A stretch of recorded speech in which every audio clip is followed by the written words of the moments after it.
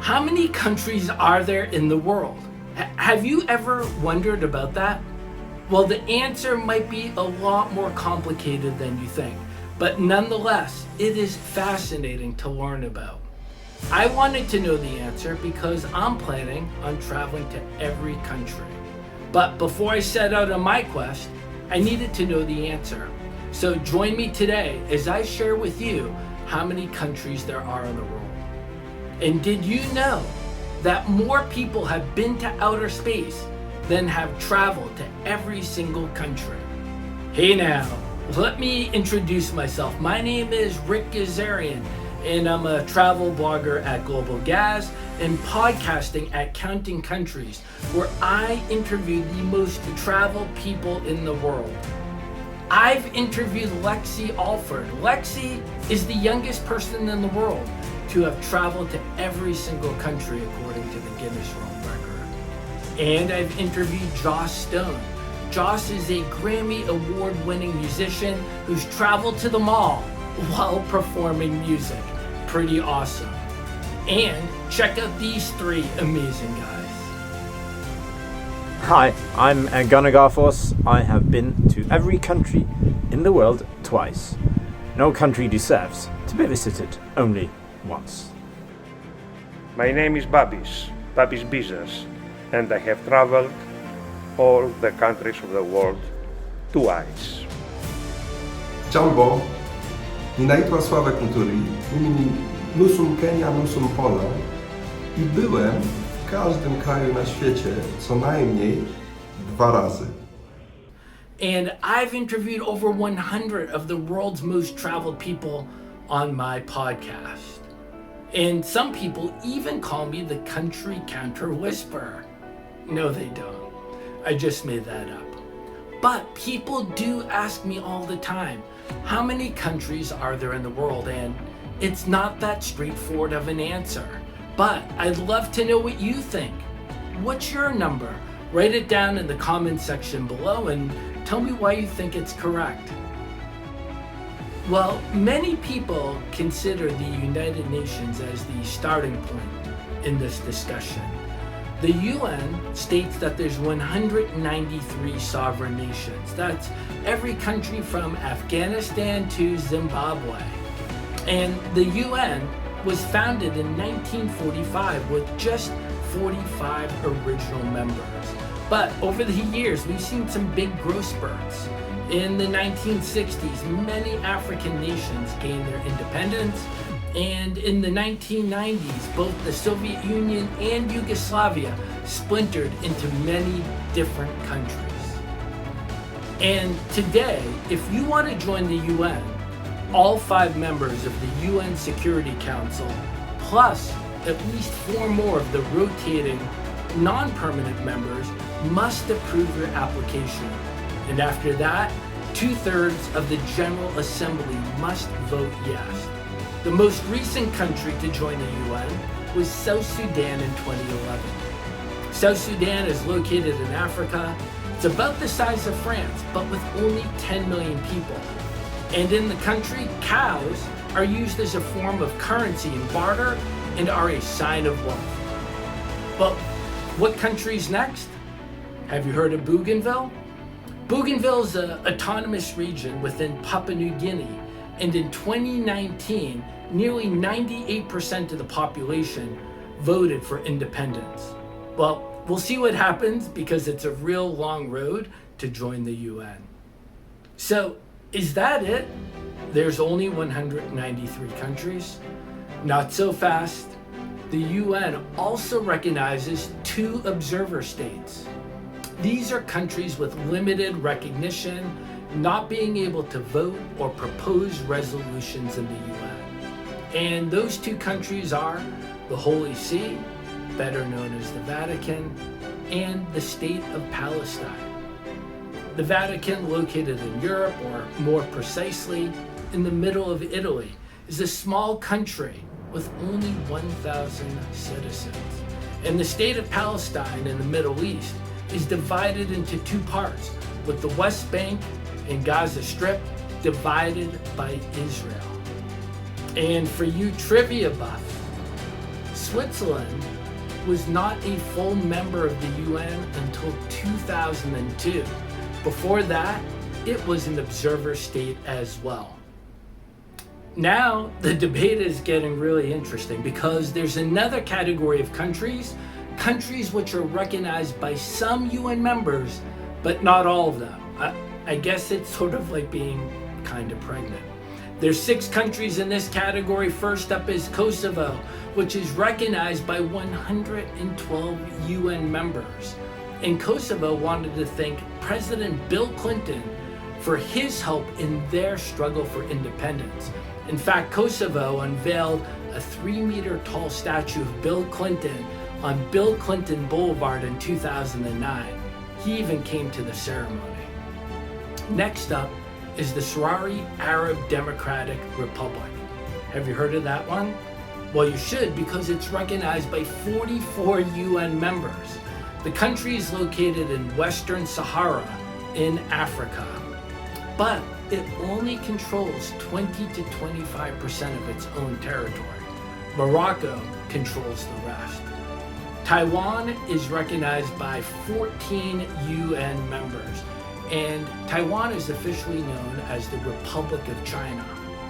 Taiwan was one of the original members of the UN in 1945, but they lost their seat in 1971 to the People's Republic of China when they became a full member.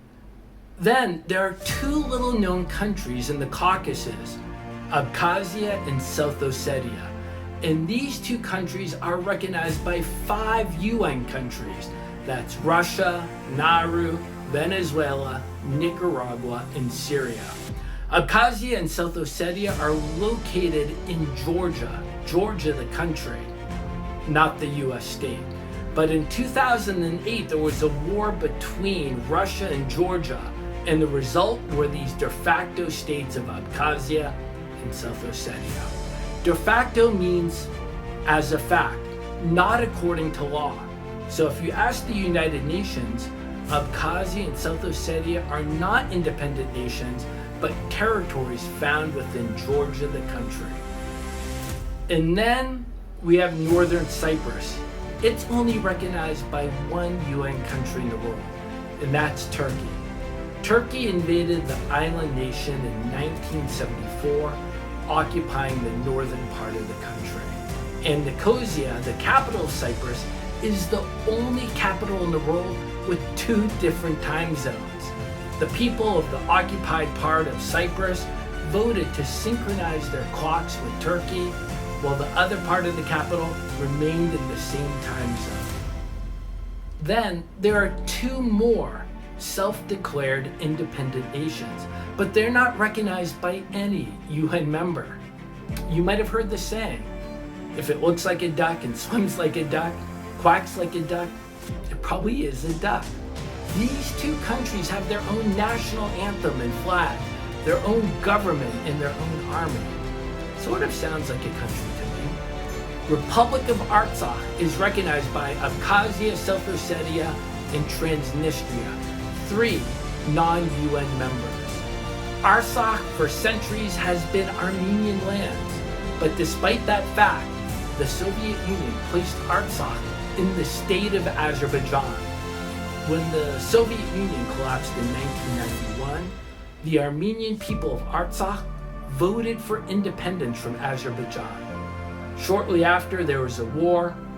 Artsakh was victorious and became a de facto state. If you want to visit today, you need a visa, and you can only cross via land from neighboring Armenia. There's no operating commercial airport. Transnistria, another de facto state recognized by Abkhazia, South Ossetia, and Artsakh, was also formed after the breakup of the Soviet Union in 1991.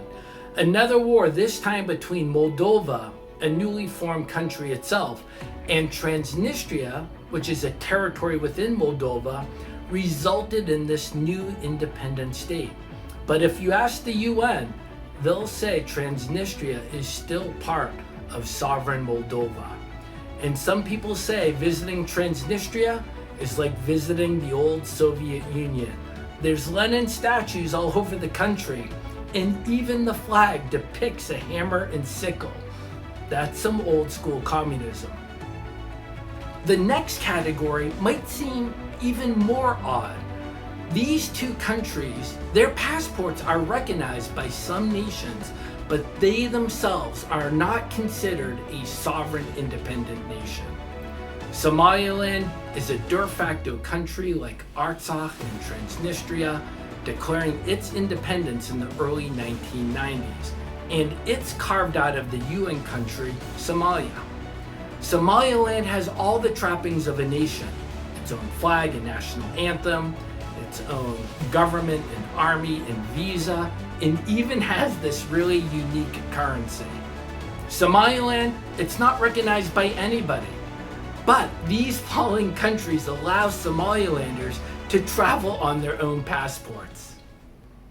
Next up is the Sovereign Military Order of Malta. It's another country whose passports are recognized by some nations. It's considered a non-state sovereign entity, which means it doesn't control any land except for a couple of buildings in Italy and Malta. It's ruled by an elective monarchy, that is a prince and a grand master. That sounds pretty cool. Well, does this sound like a real country? The Sovereign Military Order of Malta has established diplomatic relations with 107 nations, meaning its passports are recognized by over 100 countries. Only 500 people in the world even carry this passport. Talk about unique. Now, we're really starting to get deep in the weeds. There's another category called United Nations List of Non-Self-Governing Territories. The list was created back in 1946 by the UN, and the United Nations deems these territories to be non-self-governing and subject to the decolonization process, meaning that these territories one day should become independent nations. Or maybe not. The list over the years has had dozens of names. Today, only 17 remain. One territory that used to be on this list was Portuguese Angola. In 1975, this African territory gained its independence from Portugal. Today, it's simply known as the Independent Nation of Angola. Falkland Islands, it's still on the list. This island is found in the Atlantic Ocean off of Argentina, and it's part of the United Kingdom. In 2013, the autonomous government of the Falkland Islands organized a referendum. They were going to vote if they would remain a British overseas territory. Only 3 people voted for independence. 99.8% voted for the status quo. And fun fact, the Falklanders, they love their sheep. Only 3,000 people live there, but 450,000 sheep roam the island. The Cook Islands and Niue are 2 small islands located in the Pacific Ocean. And they're neither UN countries or observer states. They are in free association with New Zealand, and they have full treaty-making capacity. Well, that means they have the ability to interact in the international community as a sovereign and independent nation. But no country in the UN recognizes them as independent. Now I'd like to speak about 3 different organizations which each have their own unique country count. First up is the Olympics, and they say there are 206 countries in the world. How did we get here? Well, they include all 193 countries recognized by the UN. They add in 1 observer state, which is Palestine. Then they also include 2 partially recognized states. That's Kosovo and Taiwan. And then they throw in 10 more territories. That's everybody from Hong Kong, which is really part of China, and Cayman Islands, which is part of the United Kingdom. All 206 countries can participate in the Olympics under their own flag. And did you know the symbol of the Olympics, the 5 colored rings, represents the 5 inhabited continents? Did I say 5? Yep, The designer in 1913 counted North and South America as one continent. What's the universal language of the globe? Is it English or French, Mandarin, Ni Hao? Well, many people would say it's football. And FIFA, the governing body of football, or as some say soccer, says there are 211 countries. That's 5 more than the Olympics. So let's do the math. FIFA includes 186 of the UN 193 countries. They add in 1 observer state, which is Palestine, and 2 partially recognized countries of Taiwan and Kosovo. They take the United Kingdom, but they count it as 4 countries, not 1 like the UN. So that's England, Scotland, Wales, and Northern Ireland. Then they add in 18 additional territories, which are all technically part of another UN country. And that ranges from American Samoa to the US Virgin Islands. And that brings us to 211 countries. It's estimated that football has over 3.5 billion fans worldwide. That's double the size of China. And what's your favorite team? Next up is ISO, International Organization for Standardization. It was founded in 1947 and it creates alpha and numeric codes for each country in the world. And ISO says there are 249 of them. How so? Well, they include all 193 countries in the UN, plus 2 observer states. Then ISO adds in 2 partially recognized countries of Western Sahara and Taiwan. Then let's add in 45 inhabited territories, places like Greenland, which are really technically just part of Denmark. And then 6 more uninhabited territories like a Bouvet Island, which is part of Norway. And it's really just a tiny speck of land found in the southern Atlantic Ocean. And finally, we have Antarctica. It's a continent, but it's not a UN country. In fact, we haven't mentioned it on any other list. Antarctica is claimed by 8 different countries, each one carving out a slice of this white and cold continent. Wow, we have gone over a lot of different lists and categories, but for some travelers, it's still not enough. I'd like to introduce you to 3 organizations who've created their own travel list. Those clubs are the Traveler's Century Club, Most Traveled People, and Nomad Mania. Hi, my name is Tim Skeet, and I am the president of the Traveler's Century Club. The Traveler's Century Club, or TCC, is a club for those who've traveled to 100 or more of the world's countries and territories. They have clubs all over the world in North America, Europe, Asia, and Australia. And the TCC divides the world into 329 countries and territories. It was founded back in 1954 in Los Angeles by a group of the world's most traveled people. Hi, I'm Charles Veely, the founder of Most Traveled People. Thanks, Charles. Most Traveled People, or MTP, is the largest club for those travelers who aspire to go everywhere, including the most remote and difficult places on Earth.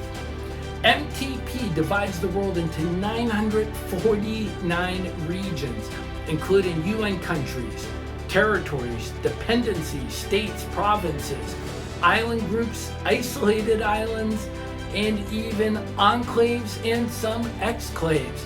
Go to their website and take a look. It was founded in 2005 by world traveler Charles Veely. Hi, I am Harry Mitsidis, the founder of Nomad Mania. Nomad Mania divides the world into 1,301 regions. That's based on territory, economy, diversity, and tourist appeal.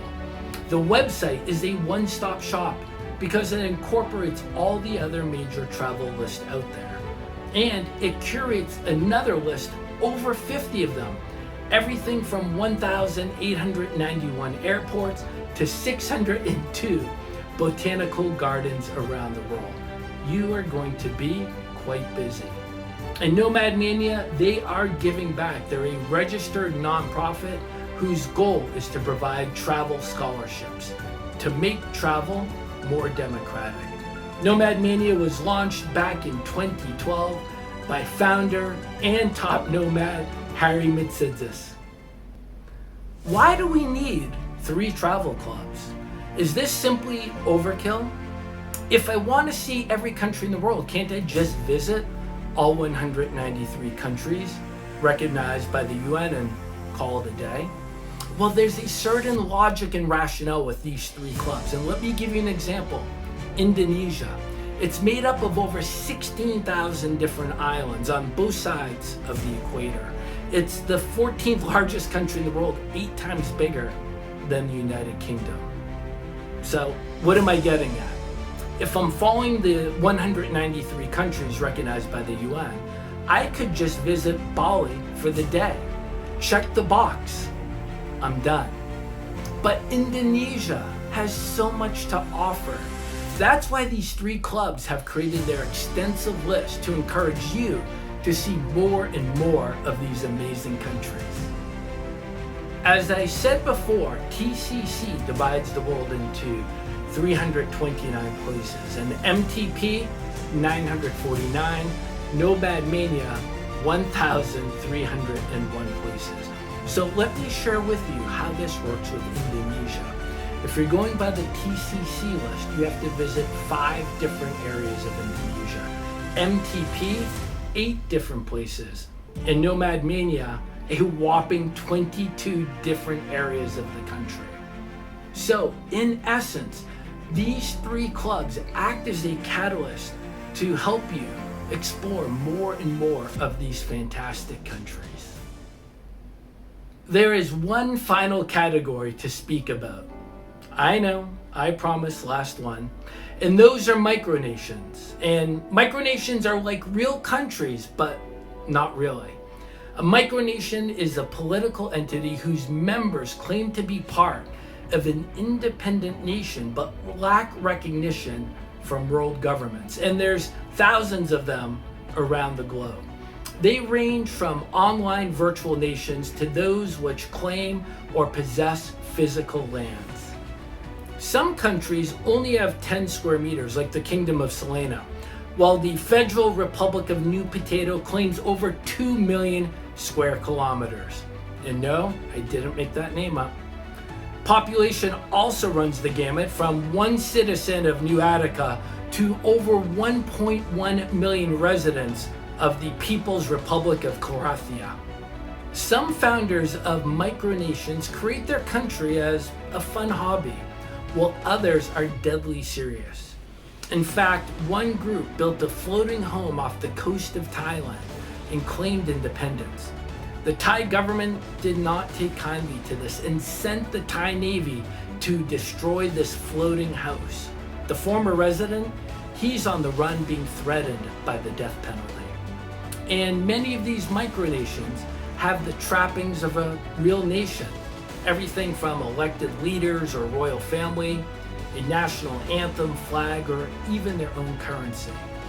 Well, let's take a look at one of the world's most famous micronations, and I'll let you be the judge of whether it's a real country or not. Hey guys, so welcome to Sealand. I'm Prince Liam and this is Prince James. Sealand was established on an anti-aircraft platform in the North Sea during World War II, and my grandfather and father took it over in 1967 and declared it an independent state. One of the smallest countries in the world is the Principality of Sealand.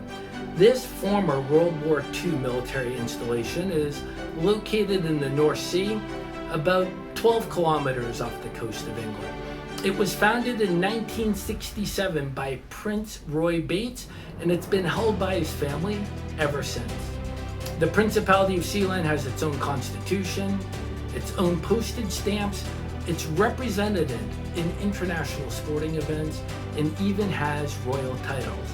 You can become a Duke of Sealand for just 499 British pounds. And they say, truth is stranger than fiction. and Sealand has a 50-year plus history of struggle for independence. That includes everything from coup d'etats, kidnappings, armed helicopter assaults, and so much more. And now, a quick word from our sponsor. Make sure you check out the Counting Country store online. There's a link below in the comment section.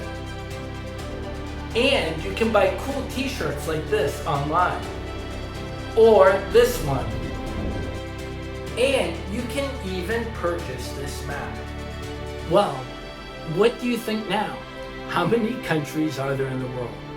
I'd love to know your opinion. Write down your number in the comment section below. What about me? I'm a purist. I believe there's 193 countries in the world. I plan on visiting each and every one of them and a lot of other places in between. Thanks for listening. Please subscribe, turn on your notifications, and bye for now.